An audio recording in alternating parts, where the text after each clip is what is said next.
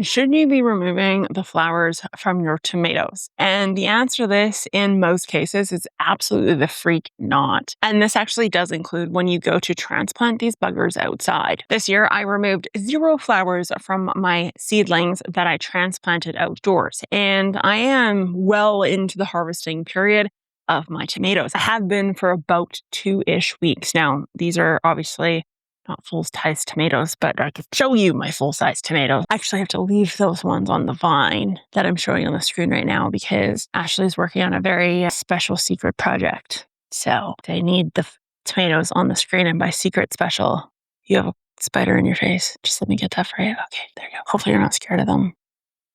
I'm not going to hurt them. I'm not going to hurt them. I'm just going to... Anyways, by super special secret projects, I mean that Ashley's doing a TV show and she's hosting it, and they need to film in my garden, so I do have to leave those on there. Anyways, I digress. That's all. That's the only hint I'm given towards that. But what's the reality behind flowers and tomatoes later in the season or as the season goes on? Now, the reality here is that your tomato plant has no idea what winter is. After all, they grew up in South America where there is no winter. Lucky them. Now, in general, whether it's at the beginning of the season or the end of the season or the middle of the season, should you remove your tomato flowers? And the answer to that is no, because that is a potential tomato.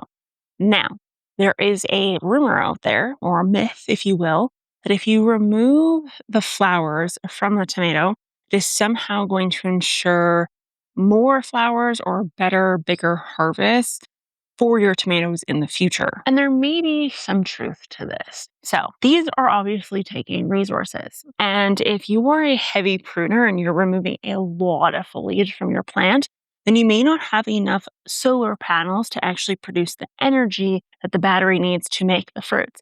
So therefore, if you're a very heavy pruner, maybe you have really heavy disease, that sort of thing, then yes, removal of some flowers is maybe not a bad thing because you don't have the powerhouse of the entire plant to kind of get the energy to those flowers that is needed.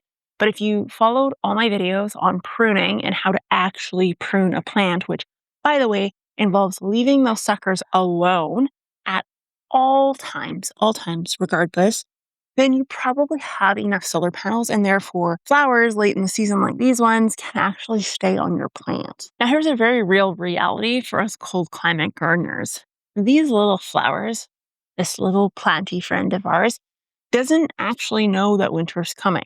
So there becomes a time where it doesn't matter how many photosynthetic panels you have, these flowers probably aren't going to develop into much. Now, solution number 1 is to actually remove the flowers to make sure that these kind of lower guys actually develop into something, which, by the way, this one is absolutely looking stunning so far, if I do say so myself.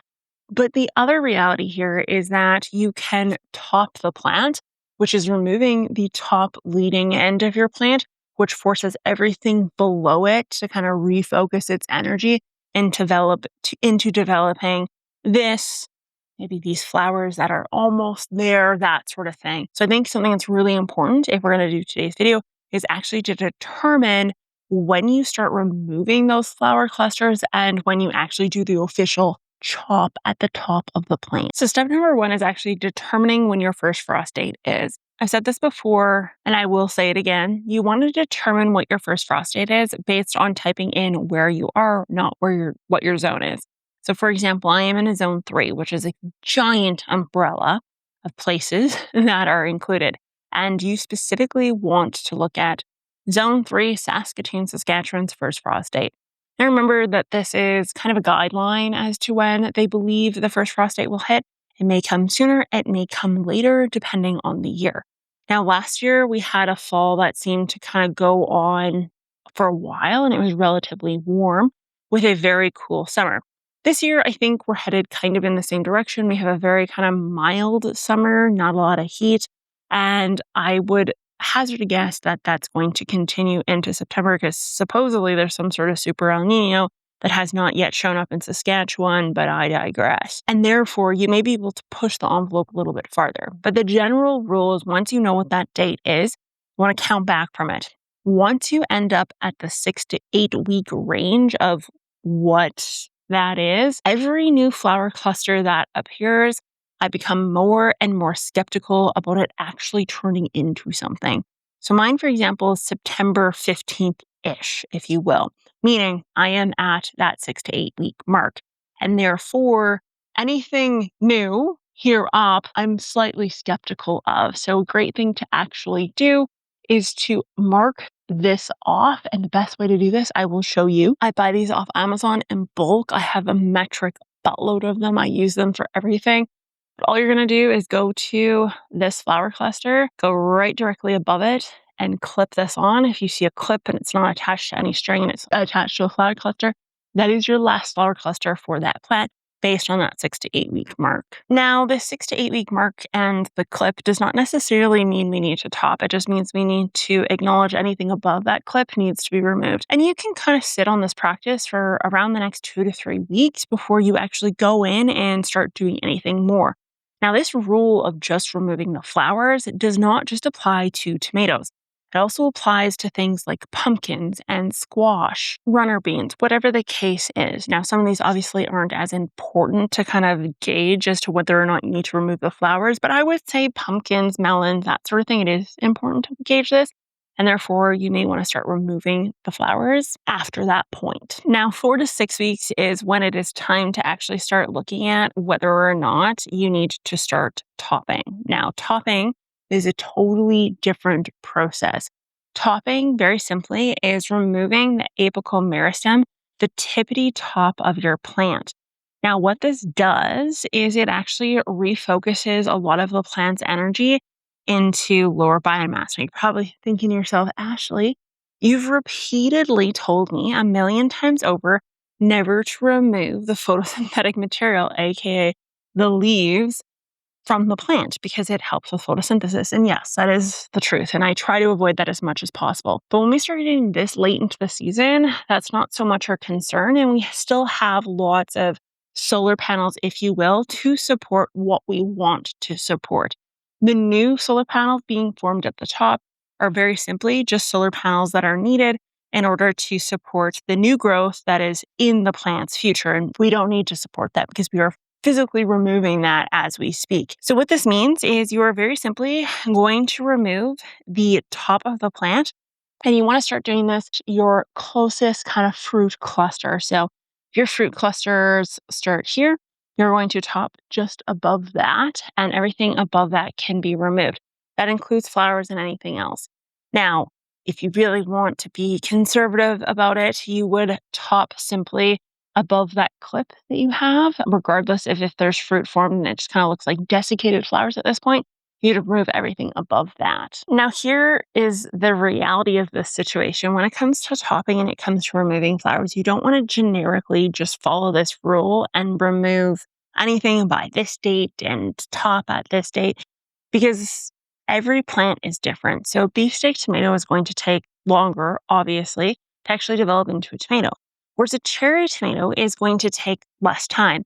Meaning if you have a cherry tomato plant and you're not sick of cherry tomatoes yet, then you actually may choose to leave flower clusters on for longer. And you also may choose to actually top much later in the season and start removing flower clusters much later in the season. Logically speaking, these will turn around quicker than that of a beefsteak plant. So if you have a beefsteak, then you actually may want to do this sooner in the season, maybe right now in some cases. Now, the next thing here is whether or not you should remove green tomatoes, because some maybe have just turned into a fruit and they're green. And you're thinking to yourself, I still have ones lower down that are green. What do I do? And the reality here is that as long as they've hit the breaker stage, which by the way, this is beyond the breaker stage is very beginning, like mostly green and just this little dimple at the bottom is starting to turn red. If they've hit that, they are going to ripen on your counter just fine. So you can harvest them before the frost hits, no problemo. So I actually wouldn't remove those green tomatoes necessarily if you still have some time on that clock. So outside of green tomatoes and the cherry tomatoes, what is the other exception? That is determinate tomatoes. So tomatoes that have a very determinate growth pattern, those I typically will leave because aggressively topping, removing foliage, doing anything with them can actually cause them an immense amount of stress. So actually pull back from doing anything with those bad boys and I kind of just let them be. I will maybe intervene very late into the season under emergency circumstances only, but it's very unlikely that these are going to give you any sort of a problem. So let's just break this out really easily to understand. Should you be removing your tomato flowers? In most circumstances, whether at the beginning of the season, mid-season, extension, and so forth, the answer to this is absolutely not. When you start removing tomatoes is around that 8-week mark before your first frost date window hits. You want to clip your last flower cluster around 6 to 8 weeks before your first frost date, then remove everything above that, but leave the leaves in place. Once you get closer to about 4 weeks out from your first frost date, then you actually want to top that plant, and you want to top it down to the level of your first fruit cluster. From there, you can leave those plants be. If you have determined and believe that the green tomatoes are going to hit breaker stage, that's all you have to hit is breaker stage before your first frost date, you can leave those green tomatoes in place. If you think that they're not going to make it, then you may consider actually removing those green tomatoes at that time. For me personally, I am going to clip all my plants right now as we speak to their last flower cluster. And then anything above that I will start removing. In about 2 weeks' time, I am going to top anything that hasn't developed into some sort of a fruit. And then we will go from there. Because again, September 15th-ish is where I land in regards to my first frost date. That being said, here is the dumbest tomato hacks that are out there in general, and that is what Google says you should watch next. I will talk to you guys next time. Bye.